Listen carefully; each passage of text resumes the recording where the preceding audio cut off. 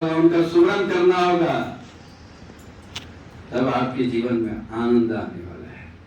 तब आपका जो कर्म फल है, यदि समाधि में आप घुस जाते हो, उस ध्यान में घुस जाते हैं जहाँ कर्म फल नहीं जा सकता, तो आप वहां दुख सुख का भोक्ता नहीं रहेंगे, दुख सुख से आप परे हो जाएंगे। इसलिए ध्यान की बड़ी महिमा बतलाई है ध्यान बिंदु उपनिषद में।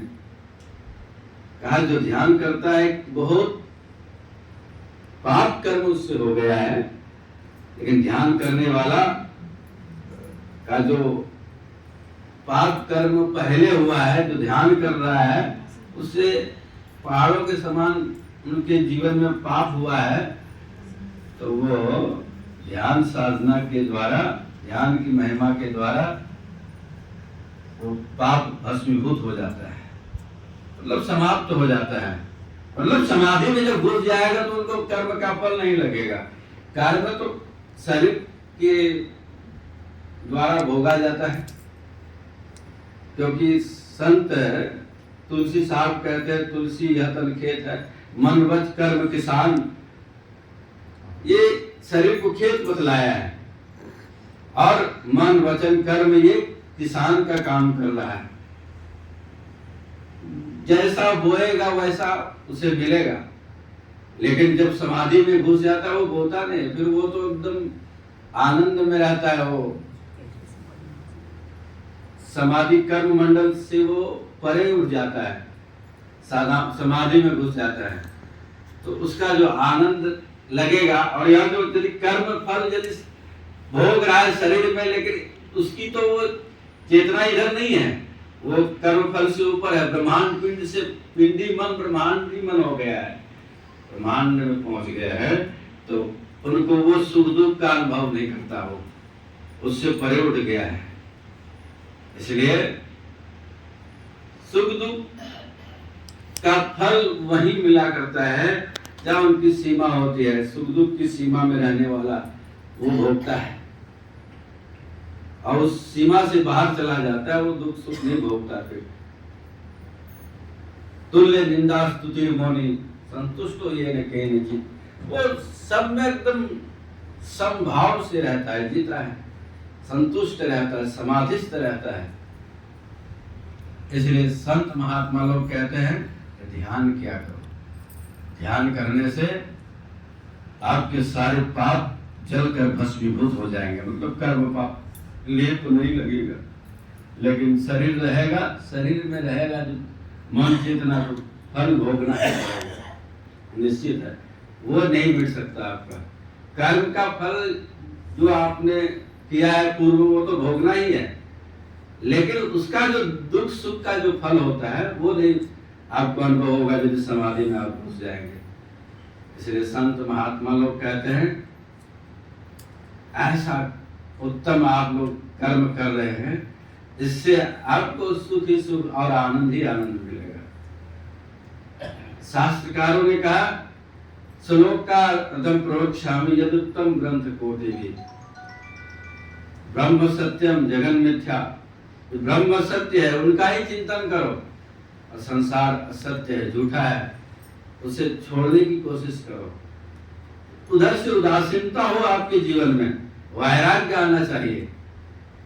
जब तक वैराग्य नहीं होगा, ज्ञान और वैराग्य यदि आपका सोया रहेगा, तो आपसे ध्यान साधना शिविर में जो आए हैं ध्यान नहीं हो पाएगा ठीक से।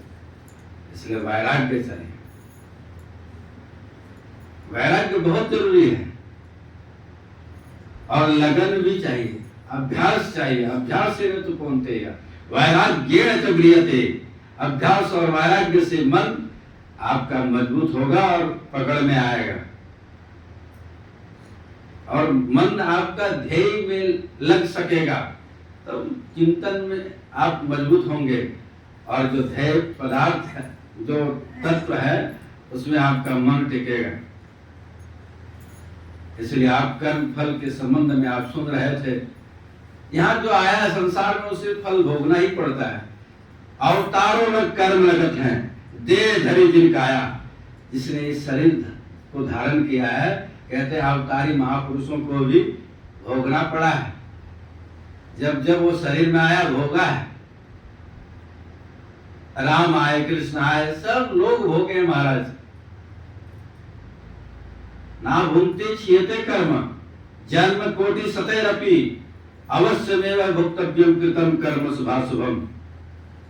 कहते हैं शुभ और अशुभ कर्म भोगना ही पड़ता है। ये क्षय नहीं होने वाला है। ना भुंक्ते, जब तक भुगतान नहीं करेगा ये नष्ट होने वाला है। ना भुंक्ते क्षीयते कर्म, कहते करोड़ों जन्म हो जाएगा तब भी मिटने वाला नहीं है। जन्म कोटि सतैरपि, करोड़ों जन्म में भी ये मिटने वाला आपका नहीं है। कर्म पीछा करता रहेगा, आपके पीछे लगा रहेगा और उसी कर्मानुसार जन्म भी होगा आपका। इसलिए आप लोग ध्यान साधना शिविर कर रहे हैं, बहुत ही खुशी की बात है। और सबसे उत्तम है ये ध्यान का कर्म जो है, इससे उत्तम दुनिया में कोई कर्म नहीं है। ध्यान और सत्संग इससे करते ही रहना चाहिए, क्योंकि एक संत ने कहा इंद्रिय कर्म न लगे लगारम, जो भजन करे निर्द्वंद रहे। जो भजन करता निर्द्वंद होकर के, मतलब संसार का जो चिंतन नहीं करता, केवल परमात्म तत्व का चिंतन करता है, इंद्रिय कर्म न लगे, इंद्रियों विषयों का चिंतन नहीं करता, इंद्रियों में लिप्त नहीं रहता, क्योंकि इन कर्मों में तो लिप्त रहेगा तो उसे भोगना ही पड़ेगा। इंद्रिय कर्म न लगे लगारम, जो भजन करे निर्द्वंद रहे। गरीब दास जब कीरति होगी, अरे जब लग सूरज चंद्र, जब तक सूर्य और चंद्रमा रहेगा संसार में, जब तक पृथ्वी का प्रलय नहीं हो जाता तब तक आपकी कीर्ति फैली रहेगी। देखिए गुरु महाराज की कीर्ति, जब तक सूर्य और चंद्रमा संसार में रहेंगे तब तक कीर्ति इनकी फैली रहेगी दुनिया में। सब इनका नाम लेंगे, लेकिन हमारे दादा परदादा का नाम कौन ले रहा है? कोई लेने वाला नहीं है। उनका नाम बहुत लोग नहीं जानता, मैं भी नहीं जानता, भूल गया, लेकिन इनका नाम आने वाली पीढ़ी भी लेगी, और जो अभी ले ही रहे, सब जानते दुनिया। इसलिए समय कम होने के कारण मैं यही वाणी को विराम दूंगा, क्योंकि आप सुन ही रहे थे वो संवाद रामायण का। उसमें जो